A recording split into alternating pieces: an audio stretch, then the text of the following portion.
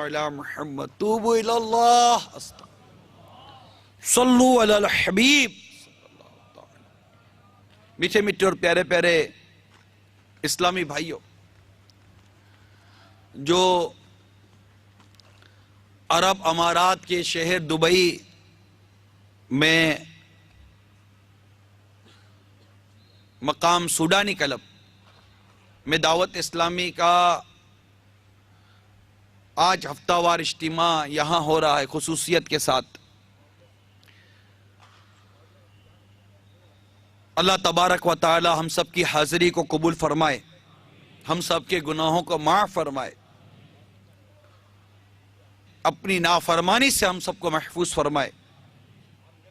زنا یا بدکاری حرام اور جہنم میں لے جانے والا کام ہے. ابھی ہم نے ایک نوجوان کی اس واقعے کو سنا کہ ہمارے آقا صلی اللہ تعالی علیہ وسلم نے کس پیارے اور دل نشین انداز میں اسے یہ بات سمجھائی کہ تم جس کے ساتھ یہ بدکاری کرو گے، تم جس کے ساتھ یہ فعل کرو گے، وہ کسی کی ماں ہوگی، کسی کی بہن ہوگی، کسی کی بیوی ہوگی، ہو سکتا ہے کسی کی خالہ ہوگی، کسی کی پھوپھی ہوگی.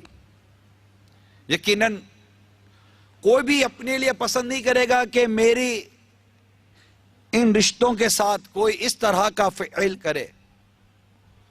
تو کوئی کسی کے ساتھ جب یہ فعل کر رہا ہے تو وہ بھی تو کسی کے اسی طرح رشتے میں آتی ہوگی. میرے آقا صلی اللہ تعالی علیہ وسلم کا یہ انداز مبارک تاثیر کا تیر بن کر اس کے دل میں پیوست ہو گیا اور اس نے اس بدکاری سے توبہ کی، اس فعل سے باز آیا.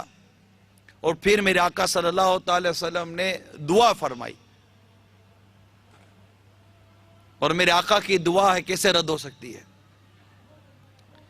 جب تک زندہ رہا کبھی اس فعل کا تصور اسے نہ آیا. میرے میٹھے میٹھے اور پیارے پیارے اسلامی بھائیوں،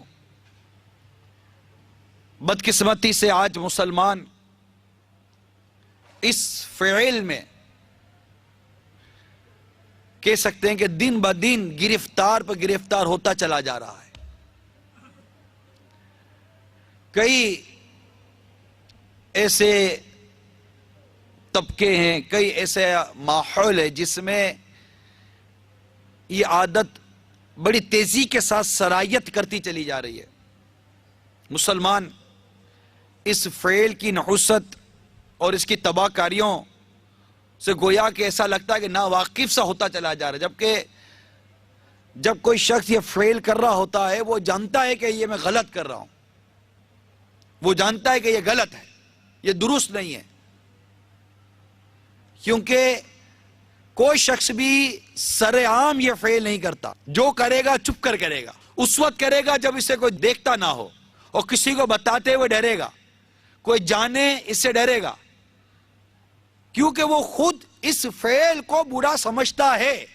وہ جانتا ہے کہ جو کام میں کر رہا ہوں یہ کام اچھا نہیں ہے، یہ کام کرنے والے کی کوئی عزت نہیں ہے، اس کام کرنے والے کو کوئی اپنی لڑکی نہیں دے گا، اس کام کرنے والے کو کوئی اپنی بہن نہیں دے گا، اس کام کرنے والے کا معاشرے میں کوئی مقام ہو، کوئی مرتبہ کچھ نہیں ہوتا. یہ معاشرے میں ذلیل و خوار ہوتا ہے. ایسا شخص چپ کر کرے گا.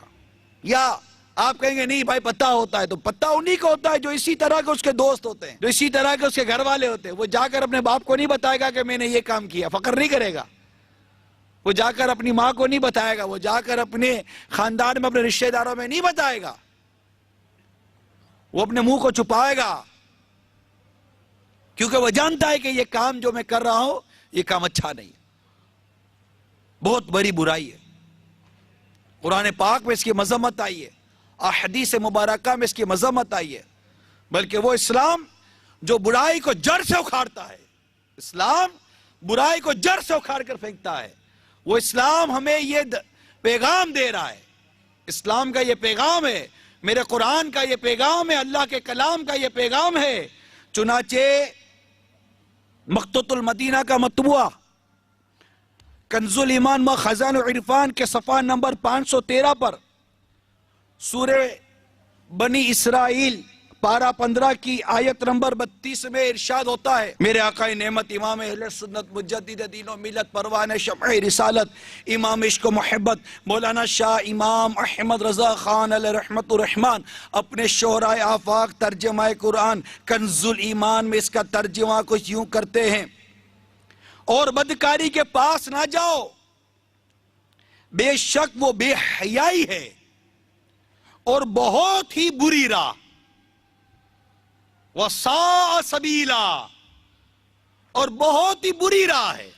ایک تو بے حیائی کا کام ہے اور بہت ہی بری راہ ہے، اس برائی کے قریب مت جاؤ۔ غور کریں، اللہ تعالیٰ نے یہاں پر اس سے دور رکھنے کی تاکید فرمائی کہ اس کے قریب مت جاؤ، یعنی ایسا کوئی کام نہ کرو جو بدکاری کا محرک ہو، جو بدکاری کو حرکت دے، اس تحریک کو یعنی اس کی مومنٹ پیدا کرے اور بدکاری کا باعث و سبب بنے، یعنی ایسا کوئی کام مت کرو۔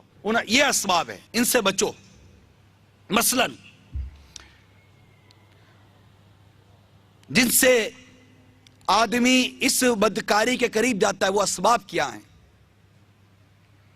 اجنبی عورتوں سے تعلق پیدا کرنا، ان سے تنہائی میں ملاقات کرنا، ان سے ہنسی اور دل لگی کی باتیں کرنا، فون پر، ملاقات میں، ریسیپشن پر گئے، ایکسکیوز می، جی وہ آنکھ اٹھائے گی، ہم بھی آنکھ پھاڑ پھاڑ کر دیکھیں گے، اس کا تو کام ہی آپ سے مسکرا کر بات کرنا۔ آپ کو کیا ہو گیا ہے؟ جہاز میں آ رہے ہیں، ایئر ہوسٹس آ گئی، اس کو ہم بلاتے ایکسکیوز می،